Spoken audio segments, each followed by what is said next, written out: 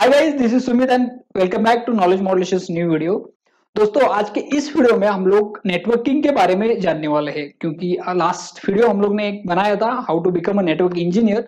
वहां पे बहुत सारे लोगों में कंफ्यूजन है। उस कंफ्यूजन के रिलेटेड ही ये वीडियो है। लोगों को पता है कि नेटवर्किंग एक अच्छा पॉइंट है जहाँ पे हम लोग करियर बना सकते हैं, लेकिन वहां पे जाने के बाद और कितनी अपॉर्चुनिटीज है हमारे पास, या फिर कौन से पर्टिकुलर फील्ड्स है जहाँ पे हम लोग अपना करियर बना सकते हैं।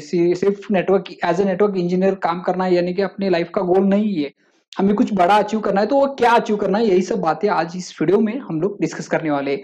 साथ ही इस वीडियो के एंड में मैं आपको कुछ इंपॉर्टेंट पॉइंट्स बताऊंगा या फिर फील्ड्स बताऊंगा जहाँ पे आप अपना करियर जो है हाई डिमांड वाला करियर आप चूज कर सकते हो। हाईएस्ट पेइंग सैलरी आपको वहां पे मिल सकती है। सो ये वीडियो ध्यान से देखिए, एंड तक देखिए। So without wasting time, let's continue our video. तो नेटवर्किंग यानी कि सबसे इंपॉर्टेंट जो पार्ट है वो है स्विचिंग और राउटिंग। ये दोनों पार्ट ही इतना फास्ट इसका स्कोप है कि कोई भी नेटवर्किंग से रिलेटेड करियर ले लो, आपको स्विचिंग और राउटिंग आनी ही आनी है। ये मैंने लास्ट वीडियो में भी बताया था और अभी भी बता रहा हूं मैं आपको। नेटवर्किंग में स्विचिंग और राउटिंग इंपॉर्टेंट क्यों है? क्योंकि जितने भी प्रोटोकॉल्स आपको कॉन्फ़िगर करने हैं, जितने भी रूल्स आपको सेट करने हैं, सब आपको राउटिंग और स्विचिंग पे ही कॉन्फ़िगर करने हैं। मैं अभी आपको कुछ कोर कंपनीज के नाम बताता हूँ जहां पे नेटवर्किंग और ये जो कंपनीज है वो नेटवर्किंग के लिए जानी जाती है। सिस्को आप सभी को पता ही रहेगा, आईबीएम पता रहेगा, या फिर एचपी पता रहेगा, जूनिपर पता रहेगा, अल्काटेल आपको पता रहेगा, अरूबा पता रहेगा, बीएसआईसी जो है आपको वो पता रहेगा। ये जो बहुत ही इंपॉर्टेंट कंपनीज है, यहाँ पे नेटवर्क इंजीनियर लगते हैं। और आप बोलोगे कि मैंने सीसीएनए कर लिया, मैंने सीसीएनपी कर लिया, या फिर आप पूछते हो कि मुझे सीसीएनए पता है तो फिर सीसीएनए करके मैं नेटवर्क इंजीनियर बन सकता हूँ कि नहीं? आप बन सकते हो, लेकिन एक लिमिट बन जाएगी आपकी। उसके आगे आपको जाना है फिर भी आप नहीं जा सकते हो, क्योंकि आपको और भी कुछ सीखना है।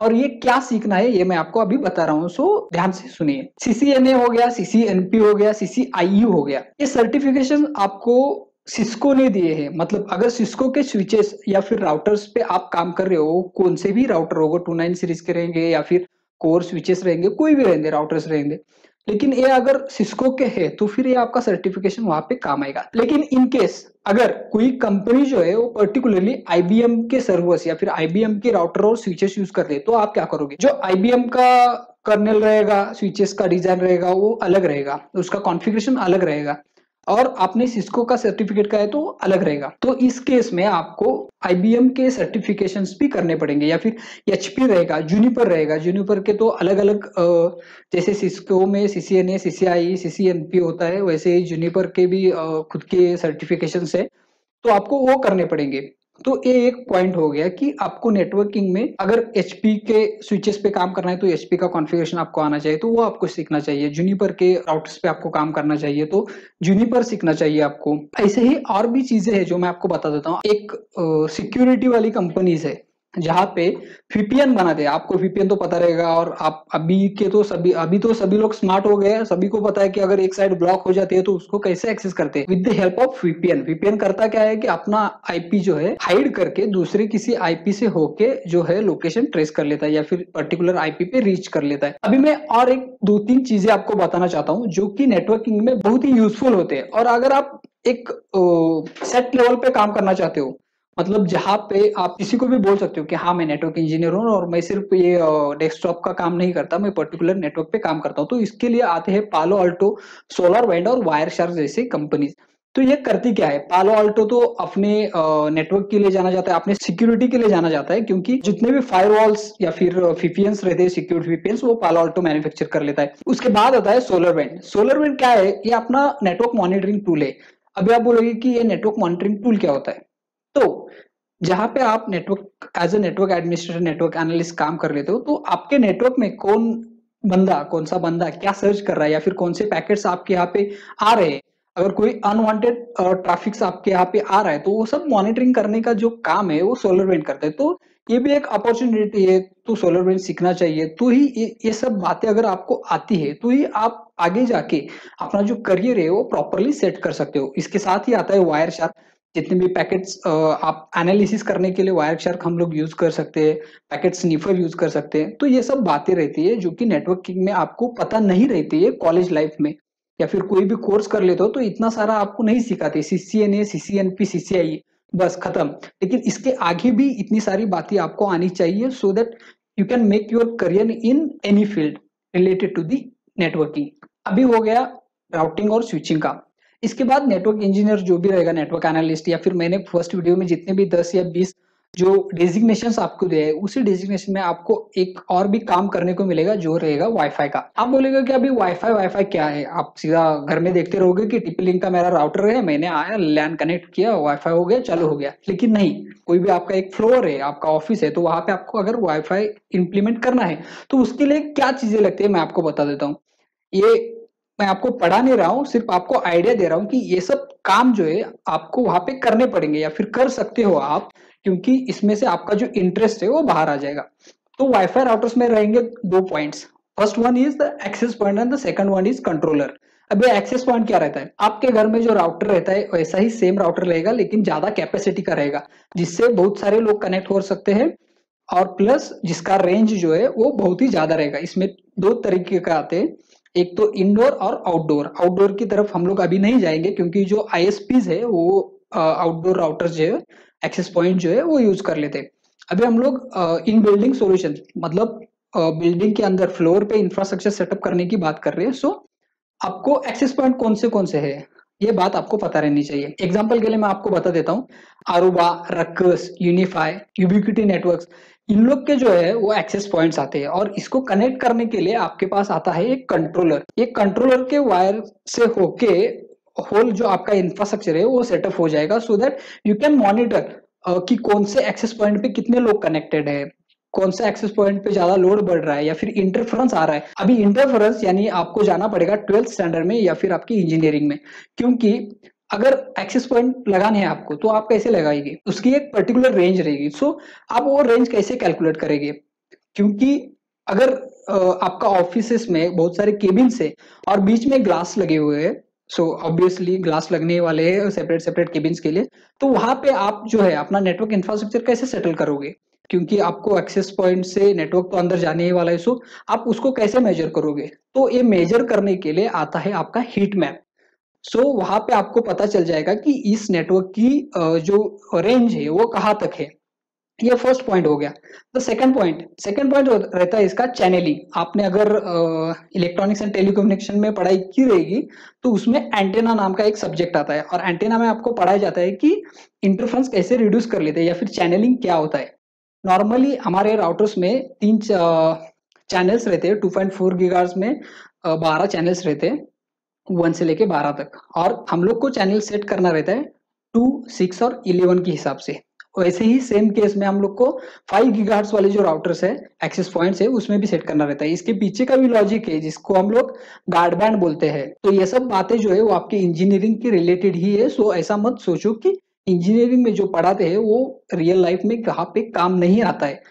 यही बातें आपको ध्यान में रख के वहां पे पढ़ाई भी करनी है और यहाँ पे इम्प्लीमेंट भी करना है। सो ये सब बातें ध्यान में रख के आपको एक्सेस पॉइंट का जो सेटअप है वो करना पड़ता है। So it is also comes under the networking. अभी ये जो मैंने आपको बताया वो हो गया वैन के बारे में, वाइड एरिया नेटवर्क्स और वायरलेस एरिया नेटवर्क। अभी जो मोस्ट इमर्जिंग टेक्नोलॉजी है वो है एसडी वैन। अगर आप गूगल पे जाके एसडी वैन सर्च करोगे, जो भी बड़ी बड़ी कंपनीज है अभी एसडी वैन की रिक्वायरमेंट डाल देते हैं।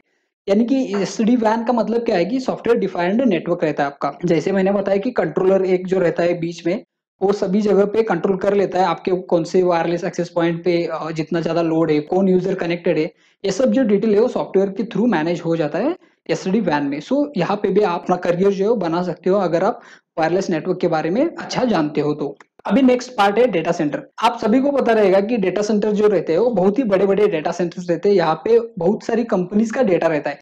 ये डेटा कोई भी फॉर्म में रह सकता है, आपका एक्सेल शीट में रहेगा या फिर डेटाबेस बड़े बड़े बताए रहेंगे, तो डेटाबेस में कोई भी तरीके का डेटा हो सकता है। सो आपको डेटाबेसिस वगैरह इसके बारे में थोड़ी थोड़ी जानकारी अगर रहेगी तो एक आपका एडवांटेज बनेगा। साथ ही एक डेटा सेंटर बनाने के लिए क्या क्या चीजें लगती है, आप कभी भी अगर किसी चीज के लिए प्रिपेयर कर रहे हो तो एक चीज ध्यान में रखो कि वो चीज हम लोग क्यों कर रहे हैं और किस लिए कर रहे हैं। तो ऑब्वियसली डेटा सेंटर के लिए सिक्योरिटी लगेगी, तो सिक्योरिटी के लिए हम लोग क्या यूज कर देते हैं, हम लोग को फायरवॉल यूज करना पड़ेगा।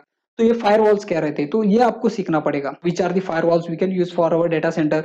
और किस टाइप के फायरवॉल्स रहते हैं, कितने यूजर के लिए हम लोग फायरवॉल यूज कर सकते हैं, कौन सा लेना है कौन सा नहीं लेना है, तो ये सब बातें वहां पे आती है। यहाँ पे आपके नेटवर्क फायरवॉल रहेंगे, नेटवर्क लोड बैलेंसर रहेंगे, डीएमसीज रहेंगे, या फिर नेटवर्क सिक्योरिटी के लिए जो है वो नेटवर्क एसीएल्स रहेंगी। तो ये सब चीजें आपको आनी चाहिए, क्योंकि नॉर्मली नेटवर्क एसीएल्स जो है वो हम लोग राउटर पे ही कॉन्फ़िगर कर लेते हैं। सो उसके लिए हम लोग को नया राउटर लेने की जरूरत नहीं पड़ती। लेकिन डेटा सेंटर के केस में ये नहीं चलता है। डेटा सेंटर के केस में आपको फायरवॉल लगाना ही पड़ेगा, बिकॉज आपके पास क्लाइंट का डेटा रहता है। सो ये सब जो चीजें है वो अगर आपको डेटा सेंटर में काम करना है प्रॉपरली, तो इतनी सारी चीजें आनी चाहिए। आप बोलोगे कि मेरा एक दोस्त है, सीसीए नहीं किया है, फिर भी उसको डेटा सेंटर में जॉब लगाए, लेकिन उसको आप जॉब प्रोफाइल पूछ लेना और वो क्या काम कर लेता है वो भी पूछ लेना। मैं जो आपको बातें बता रहा हूँ ये एक्सपर्ट लेवल तक जाने के लिए आपको यूज में होगा, और इसके लिए ऐसा नहीं है कि 10 साल का एक्सपीरियंस चाहिए।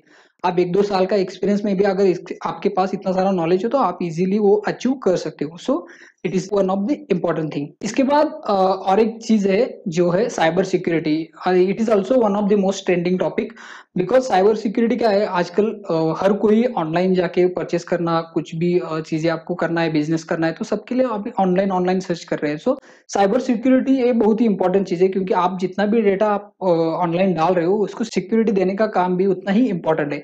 सो इसके लिए आपको क्या लगेगा, इसके लिए आपको मैंने जैसे ही पहले आपको बताया वायर शार्क, सोलर बैंड, इस जैसे मॉनिटरिंग टूल्स रहते हैं वो सब आपको आने चाहिए। और जितने भी मैं पार्ट्स अभी आपको बता रहा हूँ ये नेटवर्क एंड स्विचिंग के बाद के टॉपिक है। मतलब आपको नेटवर्किंग में राउटिंग और स्विचिंग जो है वो आना ही आना है, और इसके बाद जो है वो ये सब चीजें आती है, क्योंकि राउटिंग और स्विचिंग बेसिक है।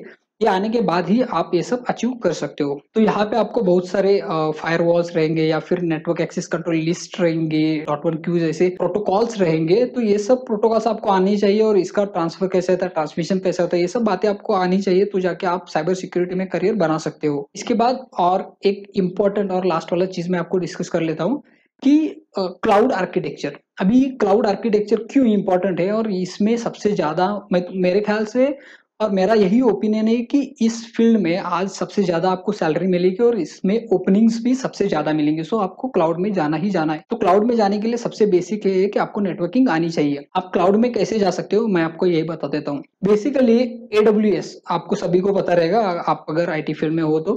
एडब्ल्यूएस ये बहुत ही इमर्जिंग टेक्नोलॉजी मानी जाती है क्लाउड कंप्यूटिंग में। इसके साथ अजूर और गूगल क्लाउड भी आती है, लेकिन फिलहाल मैं एडब्ल्यूएस के बारे में बात कर लेता हूँ। सेम चीजें जो है वो अज़ूरे और गूगल क्लाउड के बारे में लागू होती है। तो इसमें अगर आपको सॉल्यूशन आर्किटेक्चर बनना है, सॉल्यूशन आर्किटेक्चर क्या है मैं आगे जाके अभी बता देता हूँ, लेकिन पहले ये सुनिए। सॉल्यूशन आर्किटेक्चर बनने के लिए आपका बेसिक जो एक्सपीरियंस है वो नेटवर्किंग में होना चाहिए, राउटिंग और स्विचिंग में। तो ये क्यों होना चाहिए अभी मैं आपको बताता हूँ सॉल्यूशन आर्किटेक्चर क्या है और ये बेसिक एक्सपीरियंस यहाँ पे क्यों लगता है। सबसे पहले मैं इंपॉर्टेंस बता देता हूँ सॉल्यूशन आर्किटेक्चर या फिर क्लाउड्स के। जितने भी कंपनीज है क्लाउड पे माइग्रेट हो रहे हैं, क्योंकि अभी जैसे पैंडेमिक आ गया, सब कंपनीज बंद हो गई, तो वर्क फ्रॉम होम करने के लिए मेरा सर्वर जो है वो अप रहना चाहिए। अब ये सर्वर अप कैसे रहेगा, अगर मेरे डेटा सेंटर में एक भी पर्सन नहीं है, या फिर मेरे ऑफिस के डेटा सेंटर में एक भी पर्सन नहीं है, जो कुछ ब्रेकडाउन हो गया, शटडाउन हो गया, उसके बाद उसको सर्वर को ऑन करने के लिए कोई बंदा है ही नहीं, तो मैं सर्वर पे काम कैसे करूं। इसके लिए एक अच्छा ऑप्शन है कि क्लाउड। और अगर हम लोग पैसा देखे तो पैसा भी बहुत सारा बच जाता है इन केस ऑफ क्लाउड। सो सभी लोग क्लाउड पे माइग्रेट हो रहे हैं, और वहां पे आपका सिंपल एग्जांपल ले लो कि होस्टिंग करना है।